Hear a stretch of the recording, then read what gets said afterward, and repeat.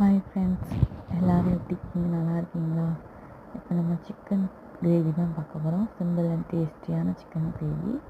அதுக்கு stove on பண்ணி கடாயை வச்சுட்டு ஆயில் ஊற்றிட்டு ஸ்பைசஸ்லாம் போட்டுட்டு சின்ன சைஸ் வெங்காயமாக பெரிய வெங்காயம் 2 போட்டிருக்கேன் நறுக்கி. வெங்காயம் நல்லா வெந்ததுக்கப்புறம் 2 சின்ன சைஸ் தக்காளி போட்டிருக்கேன். அதுவும் நல்லா வேகட்டும். உப்பு போட்டுக்கிறேன் லைட்டாக, அப்போ தான் சீக்கிரமாக வேகும். வெங்காயமும் தக்காளி நல்லா வதங்கணும். வதங்கினதுக்கப்புறம் இன்றைக்கி அரை கிலோ சிக்கன் எடுத்திருக்கேன். அரை கிலோ சிக்கன் போட்டுட்டு இஞ்சி பூண்டு போட்டுக்கிறேன். இஞ்சி பூண்டு போட்டு நல்லா இஞ்சி பூண்டோட பச்சை வாசனை போகிற அளவுக்கு சிக்கனையும் இஞ்சி பூண்டையும் சேர்த்து நல்லா வதக்கணும்.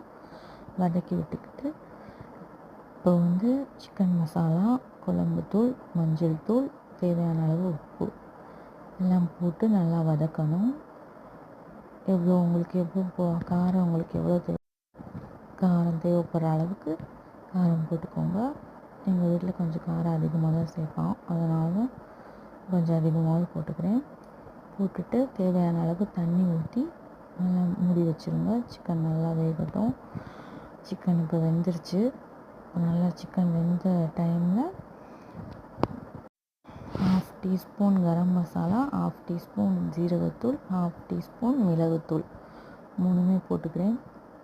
போட்டுட்டு கிளறி விட்டுக்கோங்க. நல்லா ஃபுல்லாக சிக்கனோட கோட் ஆகட்டும் எல்லாமே. இப்போ சிக்கன் கிரேவி ரெடி ஆகிடுச்சு. இறக்கும்போது கொஞ்சம் மல்லித்தழை போட்டுக்கோங்க. Chicken gravy ready.